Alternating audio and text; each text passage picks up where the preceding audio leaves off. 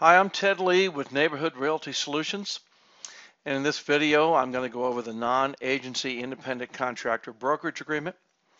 Before I get started though, I want to point out that though I've been describing this agreement in other realtor training videos, it's something that we recommend that brokers and realtors use because it provides certain protections as you know when they're working on a short sale.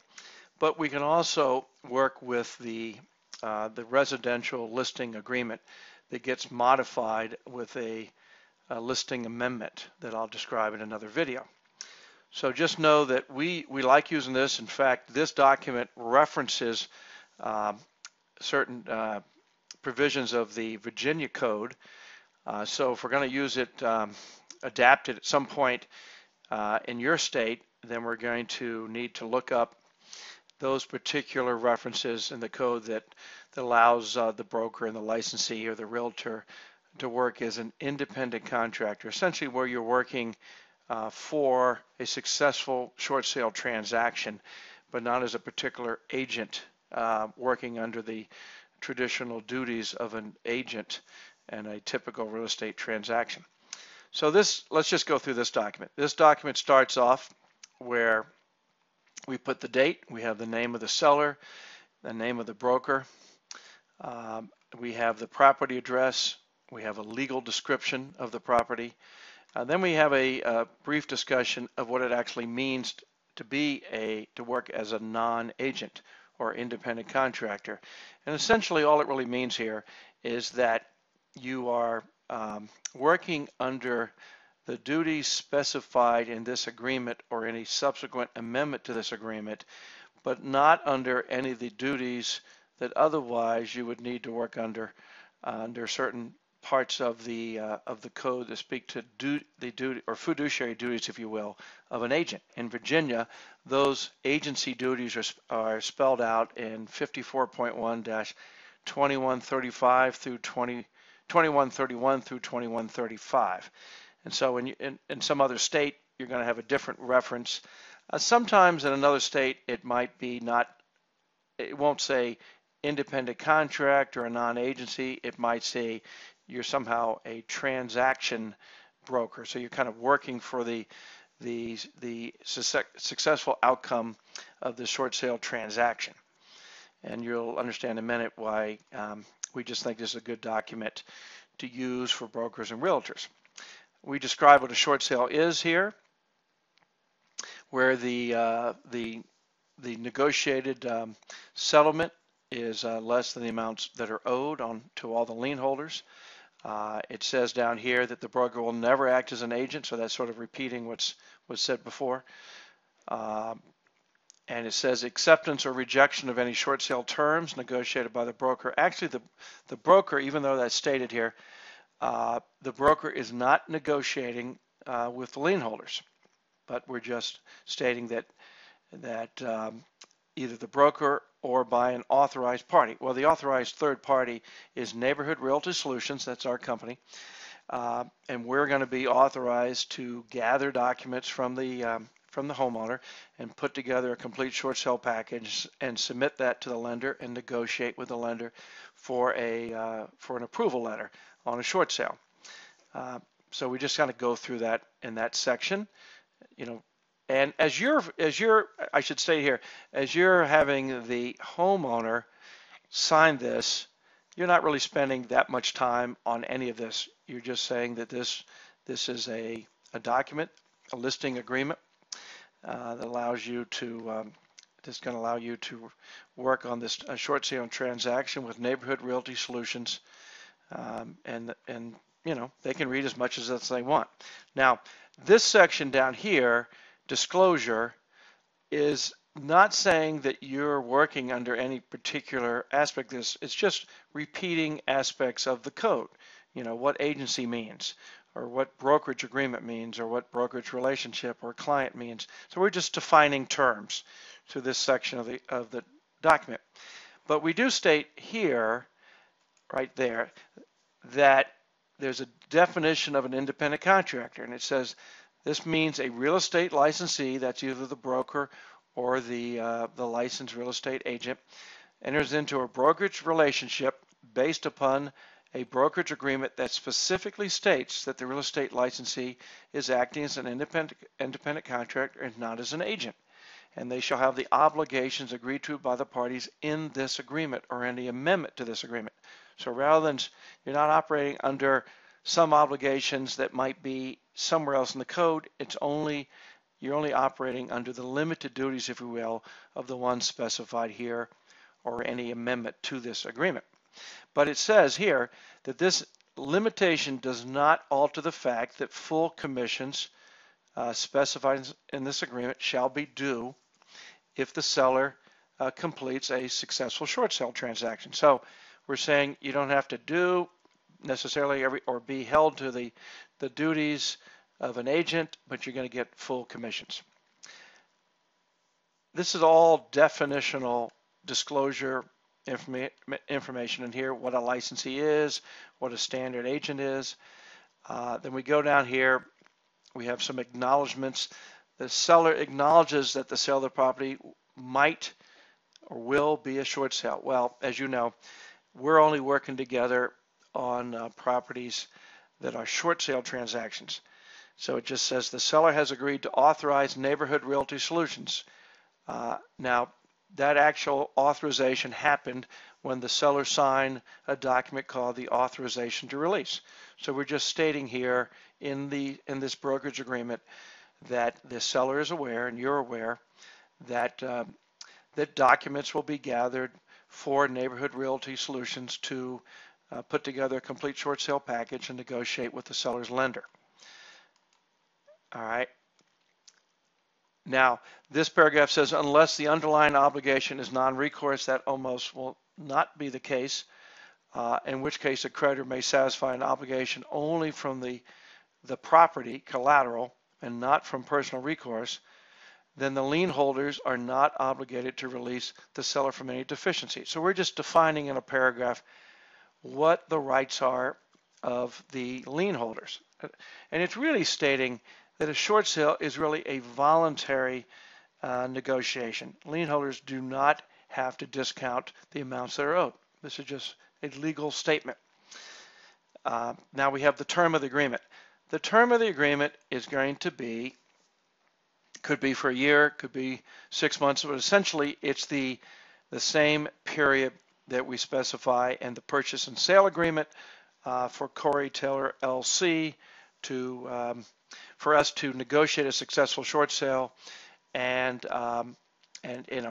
complete it.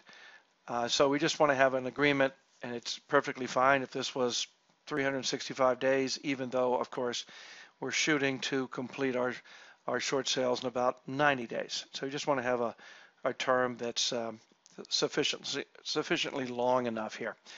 Now we have the broker compensation. We're stating that it's 6%, and it's going to be split 50-50 between the 3% earned as for you and the broker for listing or stating on the HUD basically as the selling brokerage, and the agent and broker that brings a buyer, an end buyer, would also get 3%. So we have there's a little statement about confidential information. It just says we're not going to use the seller's information for any purpose other than to complete a short sale. There's a disclosure that personal information, of course, is only going to be used for that purpose. Then we have a little brief section about that. There's a section in the IRS code that may require the settlement agent to report the gross sales price. Seller's federal tax ID number and other information. Seller will provide that information to the settlement agent if requested. All right. Now, this is an important section. Just says that you're not acting, the broker and the realtor are not acting as a mortgage assistance relief service provider. So you're not subject to any kind of duties or obligations that under the whole MARS provision that was promulgated, and that's really just to protect you there. Now the broker, again, broker services.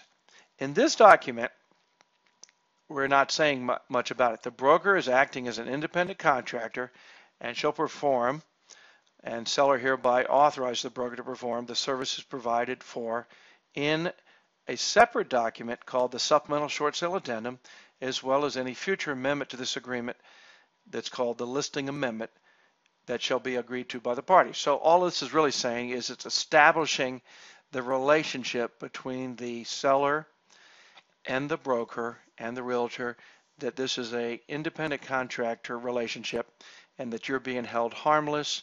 You're not subject to certain other kinds of, if you will, fiduciary duties that might be implied in those other relationships. And so we're not, and I've already explained in another video that the way the whole listing process starts is that there's a plain vanilla listing. Remember, we already have a buyer. Corey Taylor LC is the buyer in the purchase and sale agreement. So the listing starts off as a plain vanilla listing, is active. Then later it gets changed to contract. And then, of course, after we have our interior BPO complete and we have a counter or an acceptance by the lender for an approval letter, we're going to change the listing to active, and then we're going to actively try to attract an independent third-party buyer. Now, the reason that none of that's really being discussed here, because all of that's being discussed in the listing amendment and the supplemental short sale addendum. So this is mostly a long document that establishes the independent contractor non-agency relationship. Going out, this is all standard. You would have had this in a residential listing amendment where you check in boxes about what's in the property, utilities, compliance with fair housing laws and condominium association. You're checking boxes if that applies.